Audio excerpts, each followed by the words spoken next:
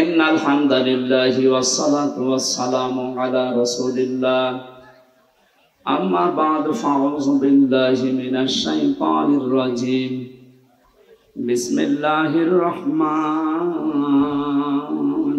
রহিম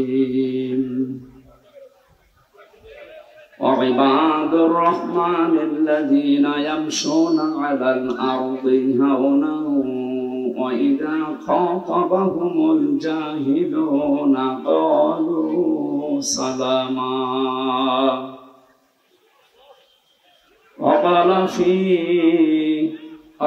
الله تعالى في القرآن الكريم فإذا قضيت الصلاة فانتشروا في الأرض وابتغوا من فضل الله صدق الله العظيم.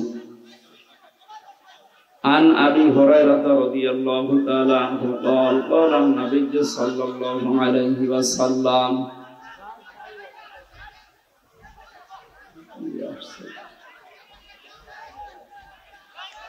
এই এলাকায় আর একটু জায়গা বড় হলে ভালো হতো, আসলে বৃষ্টির কারণে পরিবেশটা নষ্ট হয়ে গেছে।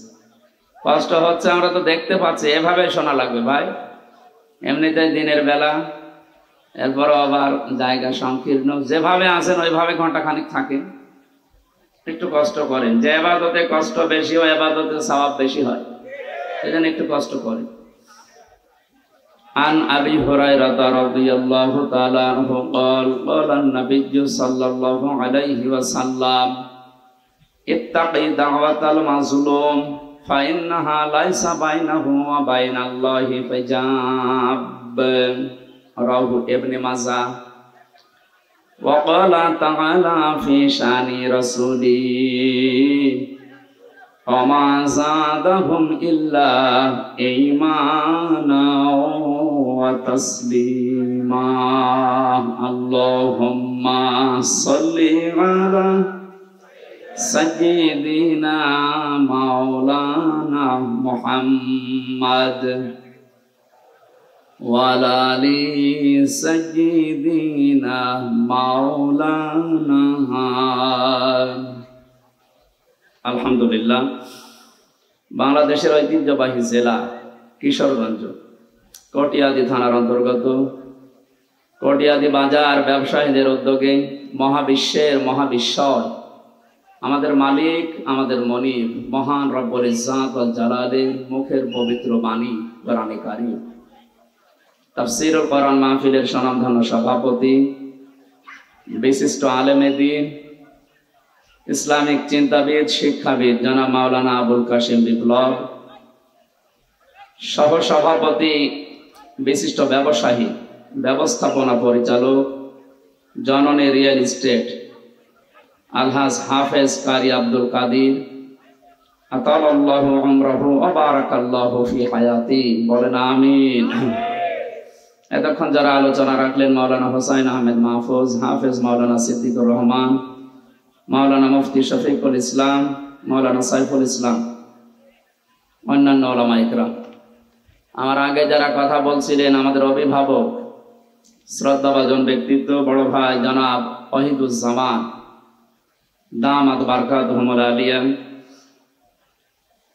আমাদের পাশে আরেকজন বসে আছেন আপনাদের এ থানার অফিসার ইনচার্জ, আমাদের অভিভাবক। আমরা ওনাদেরকে অভিভাবক যেভাবে দায়িত্ব পালন করে ওইভাবে চাই। শ্রদ্ধাভাজন ব্যক্তিত্ব জনাব সরওয়ার হোসেন, মঞ্চে বসা সম্মানিত ব্যক্তিবর্গ, সামনে বসা মুসলমান ভাইরা, পর্দার আড়ালের সম্মানিতা মা এবং বোনেরা, প্রশাসনের ভাইরা, প্রাণ প্রিয় কিশোরগঞ্জবাসী, আল্লাহ দরবারে শুকরিয়া জানাচ্ছি যিনি কোরআনের জন্য আমাদের অন্তরকে এভাবে পাগল পারা বানিয়ে দিয়েছেন। আহলুল কোরআনি হুম আহলুল্লাহি ওয়া খাসসাতুহু, কোরআনওয়ালা যারা, নবীজি জানিয়েছেন তারা আল্লাহর পরিবারভুক্ত লোক। সুবহানাল্লাহ। এ কথার লোড কত, ওজন কত আপনি টের পাচ্ছেন? আমার পরিবারের লোক যেমন আমার কাছে যেই রকম, আমি যেভাবে দেখি তাদেরকে, না ঠিক আছে, কোরআনওয়ালা লোক যারা এই মানুষগুলোকে নবীজি তুলনা দিয়েছেন, এরা আল্লাহর পরিবারের এবং খাস কোরআনের জন্য যারা পাগল হয়ে দিনের বেলা হাজারো কাজ বাদ দিয়ে এই ময়দানে আসার মন মানসিকতা এবং সুযোগ করে দিলেন, বলছে আলহামদুলিল্লাহ। দরুদ আর সালাম পড়ছি আমাদের নবী মুহাম্মদ রাসূলুল্লাহ সাল্লাল্লাহু আলাইহি ওয়াসাল্লামের প্রতি। কোরআনে কারিমে আল্লাহ তাকে বিশেষ করে 7টা নামে ডাক দিয়েছেন, আরো নাম আছে। আমি প্রতিটি কথার ভেতর থেকে শিক্ষা বের করি, এই জন্য এই শব্দগুলো নিয়ে আসতেছি। আমরা শুধু শোনার জন্য এসেছি আর বলার জন্য বলে চলে যাচ্ছি, এজন্য না। আমরা এখান থেকে কিছু নিয়ে বাড়ি যেতে চাই। অনেক শিক্ষিত মানুষ এখানে বসে আছেন, আমি চেষ্টা করব প্রত্যেকের খোরাকি দেওয়ার। বিশ্ববিদ্যালয়ে যারা ক্লাস নিত দেখতাম, সামনে যারা আছে ওরা সব এক মানের, 80-82 জন ছাত্র ছাত্রী যারা সব এক মানের, কিন্তু এখানে তো আর ওই রকম না। এটাও একটা ক্লাস চলছে, ক্লাস হয় 45 মিনিট, আমরা আর একটু বেশি করে 1 ঘন্টা ক্লাস করব, কিন্তু এই ক্লাসের ছাত্রের মান তো এক একটার এক এক রকম। এখানে এমনও লোক আছে ইশারা দিলে বোঝে, আর একজন আছে একবার বললে বোঝে। এমনও মানুষ বসে আছে ওরে পিটাবেন তাও বুঝবে না। আমরা যেন ওই রকম হয়ে না যায়। আপনারা কিশোরগঞ্জ এলাকার মানুষেরা এমনিতে রাষ্ট্রপতির এলাকার মানুষ, জ্ঞানী মানুষ আপনারা। আমরা ইশারা দেব কোরআনে কারিম দিয়ে, আমরা যেন আল্লাহর পক্ষ থেকে আজকের এই মাহফিলটা তিনি যেন হেদায়েতের জারিয়া বানিয়ে দেন, বলেন আমিন। আল্লাহ রাব্বুল আলামিন কোরআনে কারিমে 7টি নাম ধরে নবীজিকে স্পেশাল ভাবে ডাক দিয়েছেন। তার 1 নম্বরে ইয়াসিন। আল্লাহ বলেন, হে নেতা, আমি খেয়াল করার জন্য বলছি, এদিকে তাকান, ক্লাস চলছে। ইয়া হরফে নেদা, ইয়া মানে হে, সিন মানে সাজ্জেদ, বাংলা অর্থ হচ্ছে নেতা। এই শব্দটা শুনলে অনেকে রাজনীতি মনে করে, অনেকে দুনিয়ার সাথে মিলিয়ে দেয়। এটা আখিরাতের সাথে সম্পর্কিত, নয়তো আল্লাহ কোরআনে ইয়াসিন বলে ডাক দিতেন না। আমরা ইয়াসিন সূরার কথা শুনলে অনেকে মনে করি একবার পড়লে 10 খতম কোরআন শরীফ পড়ার সওয়াব হয়। হ্যাঁ, মাস্ট বি, হবে, কিন্তু এর ভেতরে 83টা শিক্ষা আছে, ওগুলো আপনার প্র্যাকটিক্যাল লাইফে থাকা লাগবে। আপনি একটাও মানেন না, শুধু পড়ে যাচ্ছে। আপনার সওয়াবের পরিবর্তে যেগুলো জানলেন ওর উপরে যদি আমল না থাকে আরো গুনাহ হবে। কথা বোঝাতে পেরেছি? সিন শব্দের 5টা অর্থ পেয়েছি তাফসিরে কাবিরে আল্লামা ফখরুদ্দিন রাজি রহমতুল্লাহ আলাইহি। তিনি বলেন, সিন মানে সাজ্জিদুল আলামিন, সিন মানে সাজ্জিদুল বাশার, সিন মানে সাজ্জিদুল কাউনাইন, সিন মানে সাজ্জিদুল মুরসালিন, সিন মানে সাজ্জিদুল আম্বিয়া। প্রতিটি শব্দের তিনি ব্যাখ্যা দিয়েছেন। প্রথম যে শব্দটা তিনি লিখলেন, সিন মানে সাজ্জিদুল আলামিন, আলমের বহু বচন আলামিন। শুধুমাত্র এই দুনিয়া না, এই জগৎটা না, এরকম বহু জগৎ আল্লাহ বানিয়েছেন। যেখানে আপনি বসবাস করেন না কেন, ইয়াতানাজ্জালুল আমরু বাইনাহুন্না। সূরা তালাকের ভেতরে আল্লাহ জানিয়েছেন প্রতিটি জায়গায় আল্লাহর বিধিবিধান নাজিল হচ্ছে। মঙ্গল গ্রহে যারা আছে তাদের জন্য আল্লাহর ওই রকম বিধান নাজিল করেছেন। চন্দ্র দেশে যারা আছে ওখানকার জন্য আল্লাহর ওই রকম বিধান আছে। পৃথিবীতে যেহেতু আমরা শুধু মানুষ বাস করি, এখানে আমাদের জন্য আল্লাহর আলাদা বিধান আছে। সাইয়্যিদুল আম্বিয়া দিয়ে মুফাসসির বলেন, কেউ যদি মনে করে আমি তো দুনিয়ায় বসবাস করি না, আমি চন্দ্র দেশে আছি, আমি মঙ্গল গ্রহে আছি, ওখানে বসবাস করব। শুনলাম নাকি অনেকে ওখানে জমি কিনা আরম্ভ করিস, কেনে। আপনি ওখানেও যদি বাড়ি ঘর বানান, বসবাস করেন, সাইয়্যিদুল আলামিন এই শব্দের দ্বারা আপনাকে মুহাম্মদুর রাসূলুল্লাহকে চন্দ্র দেশেও মানা লাগবে। আপনি যদি আমি মঙ্গল গ্রহে আছি, আপনার একমাত্র আদর্শ হওয়া লাগবে, নেতা হওয়া লাগবে মুহাম্মদুর রাসূলুল্লাহ। এই শব্দটা বারবার বলছি কেন? কিয়ামতের ময়দানে আল্লাহ পাক যখন মানুষদেরকে বিচারের জন্য ডাকবেন, আমরা অনেকে দেশে উল্টা পাল্টা কথা শুনি যে কিয়ামতে এক একজন পীর সাহেব নাকি লক্ষ লক্ষ মুরিদ নিয়ে হাজির হবে। এটা বানানো কথা, ওটা নিজেদের স্বার্থে বানিয়েছে। কিন্তু কোরআনের কথা, ওয়াকুল্লুহুম আতিহি ইয়াউমাল কিয়ামাতি ফারদা। সূরা মরিয়ম 16 নম্বর পারার 10 নম্বর পৃষ্ঠার 15 নম্বর লাইনের 95 নম্বর আয়াত। এটা ফি জিলালিল কোরআনে আছে। ব্যাখ্যা করে বলতে গেলে অনেক সময় লাগবে, আমি শুধু একটু ইঙ্গিত দেই। আল্লাহ বলেন কিয়ামতে প্রতিটি মানুষকে আমার সামনে আমি বিচার করার জন্য ডাক দেব, স্রেফ একা একা। কয়জন করি? শুধু এদিকে হাঁ করে তাকিয়ে থাকান, এবার নিজের দিকে আয়াতটা মিলান তো। কিয়ামতে প্রতিটি মানুষকে আল্লাহ নিজের সামনে যখন দাঁড় করাবেন, আপনার আশেপাশে কেউ নেই, স্রেফ আপনি একা। ফাইদা নুফিখা ফিস-সূরি ফালা আনসাবা বাইনাহুম ইয়াউমাইযিন ওয়ালা ইয়াতাসাআলুন। সূরা মুমিনুনের ভেতরে আল্লাহ জানিয়েছেন, সিংহায় ফৎকার দেওয়ার সঙ্গে সঙ্গে যত রকমের সম্পর্ক তোমার সাথে দুনিয়ার মানুষের ছিল, যত রকমের সম্পর্ক বলতে এখানে পারিবারিক সম্পর্ক আছে, রক্তের সম্পর্ক আছে, বিবাহের সম্পর্ক আছে, দলীয় সম্পর্ক আছে। এ কথা বুঝতেছেন? পৃথিবীর যত রকমের সম্পর্ক আপনার সাথে মানুষের ছিল সব কাট হয়ে যাবে। এমনকি কিয়ামতে কেউ কাউকে দেখলে পরিচয় দেওয়া দূরের কথা, আগে পালাবে। কোরআনে কারিমে আল্লাহ 7 প্রকার মানুষের নাম দিয়েছেন।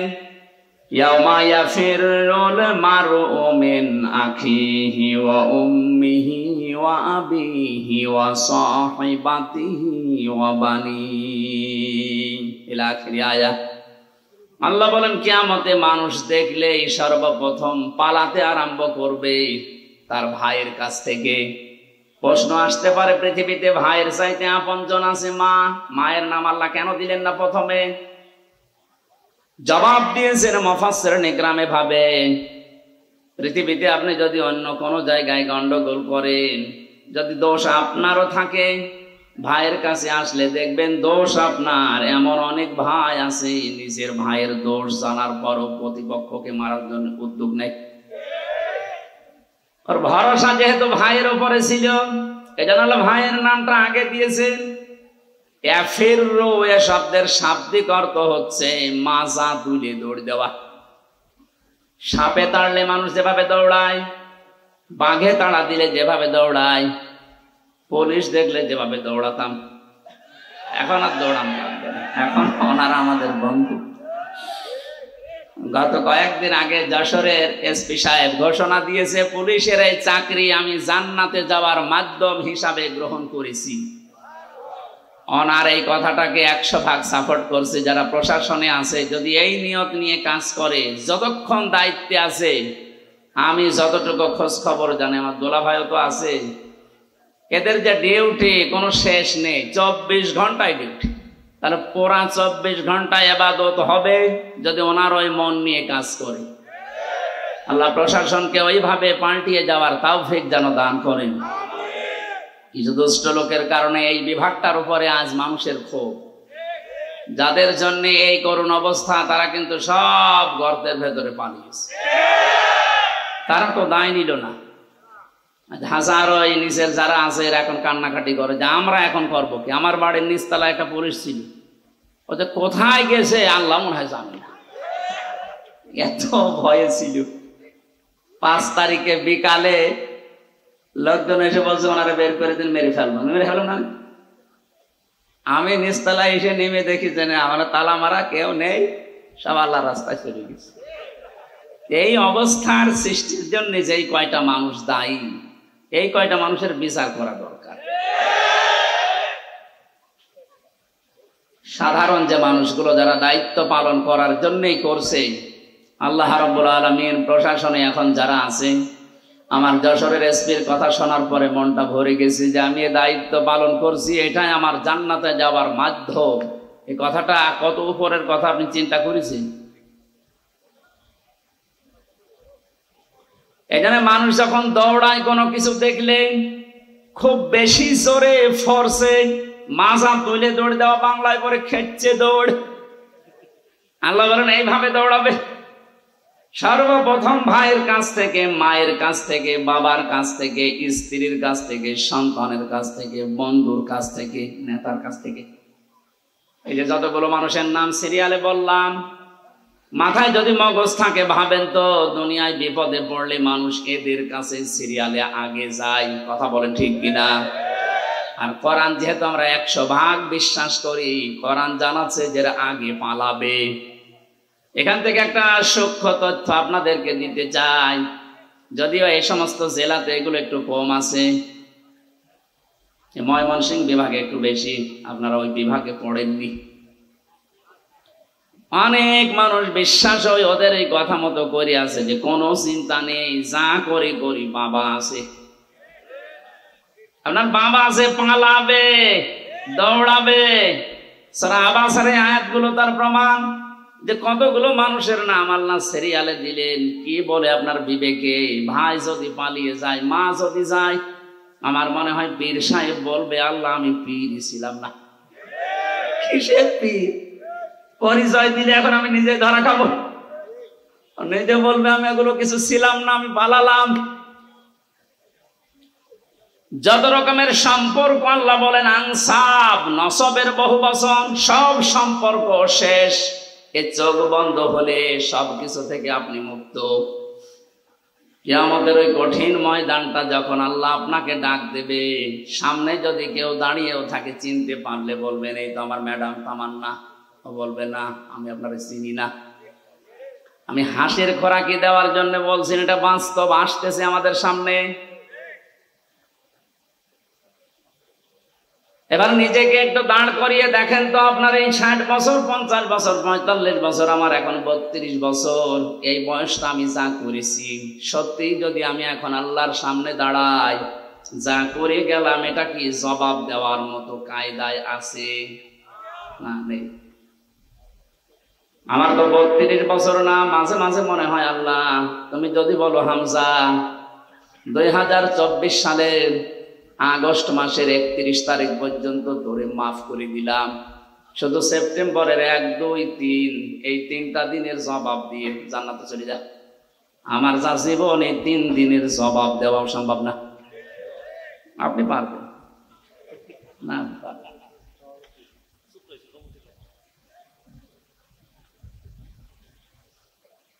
কঠিন বাস্তবতা আমার সামনে।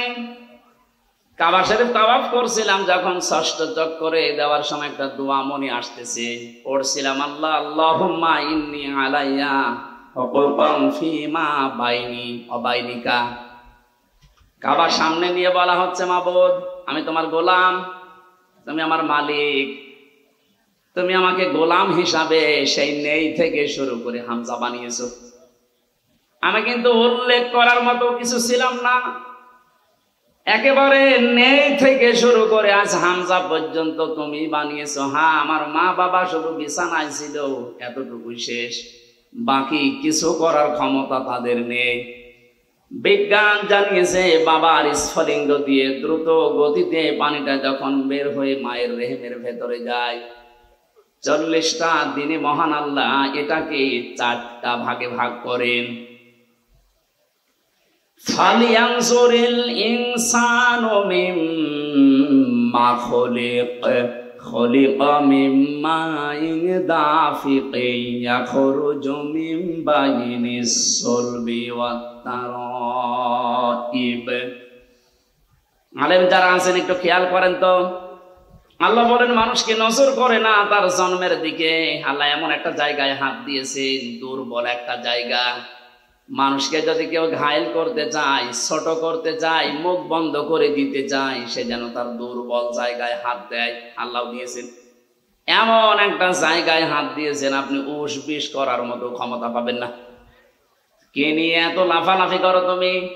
তোমাকে বানিয়েছি কি দিয়ে? দেখো যে পানিটা বাবার শরীর থেকে বের হলেই বাবার শরীর পর্যন্ত নাপাক হয়ে যায়, যেখানে লাগে ওই জায়গাটাও নাপাক হয়ে যায়। কথা বলে না কেন?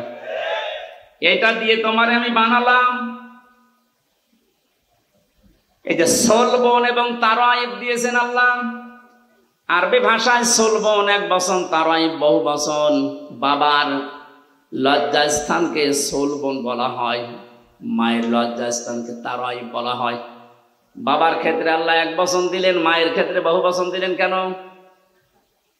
এই আয়াতের ব্যাখ্যায় আমি দেখেছি মুফাসসির লিখেছেন, পৃথিবীর ময়দানে মায়ের চাইতে বাবার কষ্ট 3 ভাগ কম হয়।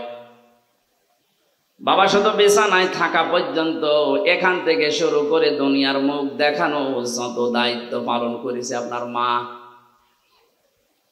কোরআনে কারীম জানাচ্ছে, হামালাতুহু উম্মুহু ওয়াহানান আলা ওয়াহানি ওয়া ফিসালুহু ফি আমাইনি আনিশকুর লিল্লাহ ইলা আখির আয়াত। কষ্টের পরে কষ্ট সহ্য করে মা তোমাকে পেটে বহন করেছিল 10 মাস 10 দিন। এরপরে ডেলিভারির যে কষ্টটা, বিজ্ঞান এই শব্দটা নিয়ে গবেষণা চালিয়ে দেখেছে। আমরা যত পুরুষ এখানে বসে আছি, যত শক্তিশালী পুরুষ হোক, মোহাম্মদ আলী কিলে নাম শোনেননি? এই লোকটা পর্যন্ত 45 ইউনিট কষ্ট যদি তাকে দেওয়া হয় মারা যাবে। এর বাইরে আর সহ্য করার ক্ষমতা পুরুষদের শরীরে আল্লাহ দেয়নি। বিজ্ঞান জানাচ্ছে, একটা মা যখন সন্তান দুনিয়াতে মুখ দেখাতে ডেলিভারির কষ্টটা সহ্য করে, কমপক্ষে তার কষ্ট হয় 57 ইউনিট। একবারে শরীরের 24টা হাড় ভেঙে গেলে যেমন কষ্ট হয়, আমার এই মুখটা দুনিয়াতে দেখাতে মায়ের ওই কষ্ট হয়েছিল। শুধু এতটুকুই শেষ করেননি, 2 বছর পর্যন্ত আমার মা আমাকে দুধ খাওয়িয়েছেন। এই 3টা বিষয়ের কারণে আল্লাহ পাক জন্মের ক্ষেত্রে যেখানে দিয়েছেন সেখানে বহু বছর মায়ের তারাইব। পৃথিবীর মানুষরা এই যে আনিশকুর লিল্লাহ এই শব্দের ব্যাখ্যা পড়তে গিয়ে একটা আশ্চর্য বিষয় আমার কাছে এসেছে। আল্লাহ যেখানে তার নিয়ামতের শুকরিয়া আদায় করো, শুকরিয়া আদায় করো এই কথা দিয়েছেন, কোরআনে দেখবেন ওই জায়গার পরে আল্লাহ মা বাবার শুকরিয়া আদায় করো এই শব্দটা লাগিয়েছেন। আব্দুল্লাহ ইবনে মাসউদ রাদিয়াল্লাহু তাআলা আনহু থেকে বর্ণিত একটা হাদিস পেয়েছি আয়াতের ব্যাখ্যায়, তাফসীরে হাক্কানিতে পাবেন।